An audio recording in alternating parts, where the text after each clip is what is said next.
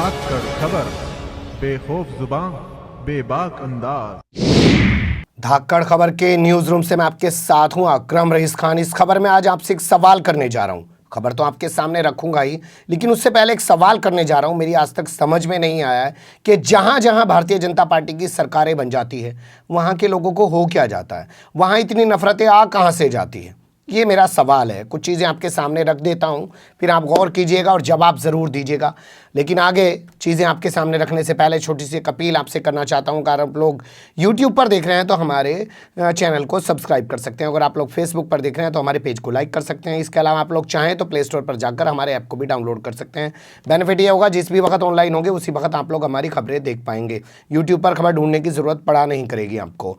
इसके अलावा आपको लगता है कि अगर धाकड़ खबर स्वतंत्र पत्रकारिता के क्षेत्र में थोड़ी सी भी काम कर रहा है तो हमारी आर्थिक मदद कर सकते हैं डिस्क्रिप्शन में दिए गए लिंक पर क्लिक करके, जहां पे लिखा हुआ है सपोर्ट फॉर धाकड़ खबर।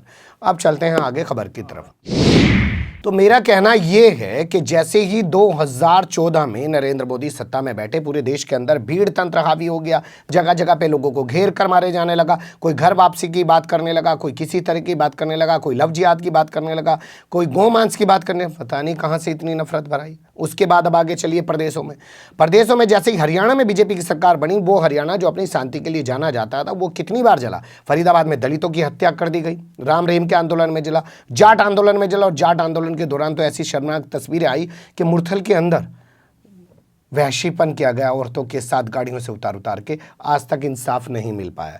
उत्तर प्रदेश में आ जाइए, आदित्यनाथ योगी ने जैसे ही सत्ता संभाली, वैसे ही सहारनपुर के सड़क दुधली गांव को जला दिया गया, वैसे ही सहारनपुर के शब्बीरपुर गांव को जला दिया गया, कासगंज को जला दिया गया, मथुरा को जलाने की कोशिश की गई।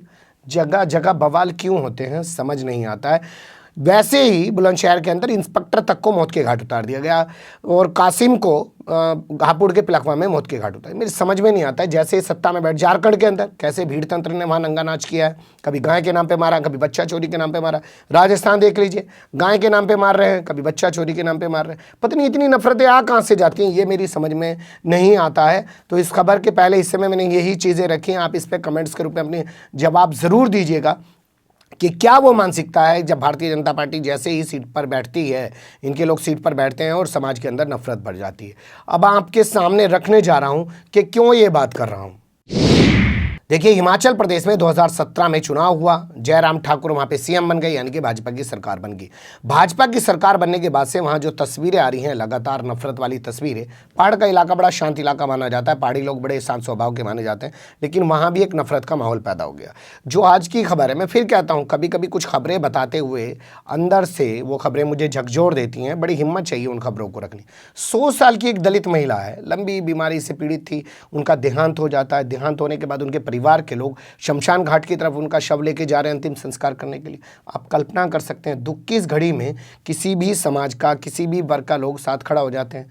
अगर उस परिवार के पास इतना जुगाड़ भी नहीं है, इतनी व्यवस्था भी नहीं है, वो उसकी व्यवस्था करते हैं कि हाँ भाई, हम तुम्हारा अंतिम संस्कार कराएंगे, चाहे उसको दफनाया जाना हो, चाहे उसको जलाया जाना हो। लेकिन ये कल्पना आप कर सकते हैं कि उसे शमशान घाट से लौटा दिया जाए और कहा कि यहाँ से भाग जाओ, हम तुम्हें यहाँ शमशान घाट पे नहीं जलाएंगे। और वो पीड़ित परिवार अपनी उस बुजुर्ग महिला के शव को लेकर जंगल में जाए और कहीं नाले किनारे उस 100 साल की महिला का अंतिम संस्कार करे। झकझोरती नहीं है तस्वीर आपको? क्या यही भारत, हमारे जो बुजुर्गों ने आज़ादी लड़ी थी अंग्रेज़ों से, इसी भारत के लिए लड़ी थी? ये सत्ता में जब से आए हैं 2014 के बाद से, इन्होंने क्या कर दिया इस देश को, ये सोचिएगा कभी। खैर, ये कोई पहली तस्वीर नहीं है जो 2014 के बाद आई है, लेकिन ये इनके आने से ज़्यादा बढ़ती है। कुल्लू का एक ज़िला है, हिमाचल का एक ज़िला है कुल्लू मनाली। आप लोग जानते हैं, मनाली अलग है, कुल्लू अलग। तो कुल्लू का पूरा ये मामला है। कुल्ली की फौजल घाटी इलाके से खबर आ रही है। यहाँ पे 100 साल की एक महिला का बताया जा रहा है कि स्वर्गवास हो गया। वो लंबी बीमारी से पीड़ित थी। उनका पोता टेपराम, वो उनको लेकर और पूरे परिवार के साथ शमशान घाट पे गए, लेकिन वहाँ पे उनको शव को जलाने नहीं दिया गया। कल ही हमने आपके सामने खबर रखी थी कि झारखंड के अंदर मरे हुए सांड, खाल तो उतारते हैं ना, सांड की, सांड हो, भैंस हो, जो भी हो, जो मर जाता है, खाल उतारना, क्योंकि चमड़े का बहुत बड़ा कारोबार है। आप जो ये जूता चप्पल पहन के घूमते, छोड़ दीजिए ना। ये जितने बड़े गौमाता के भक्त बने फिरते हैं, जितने तमाम इतने पशु प्रेमी बने फिरते हैं, ये पहनना छोड़ दें। जूता, चमड़े का जूता पहनेंगे, वाइट जूता पहनेंगे, तो वाइट लेदर का ही तो वाइट जूता बनता है ना, ठीक है। खैर, तो वो खाल उतार रहे थे मरे हुए सांड की, उन पे हमला किया गया 4 लड़कों पे। आदिवासी थे और वो ईसाई समाज से ताल्लुक़ रखते थे, ईसाई समुदाय से ताल्लुक़ रखते थे। और उनमें से एक को पीट के, जिसका नाम प्रकाश लाकड़ा बताया जा रहा था, मैंने कल आपके सामने रखा, उसको मौत के घाट उतार दिया। 3 हॉस्पिटलाइज अभी पड़े हैं, पुलिस किसी को गिरफ्तार नहीं कर पाई है। यहाँ के मामले में भी जो इंडियन एक्सप्रेस की रिपोर्ट है वो कहती है कि यहाँ के जो डिप्टी एसपी हैं मोहम्मद यूनुस, उनका कहना है साहब हमें ऐसी कुछ खबरें मिली हैं मीडिया के ज़रिए, हम लोग जांच करा रहे हैं, देखते हैं वो कौन लोग हैं जिन्होंने उनको शमशान घाट में जाने से रोका है। हमारे पास अभी कोई तहरीर नहीं आई।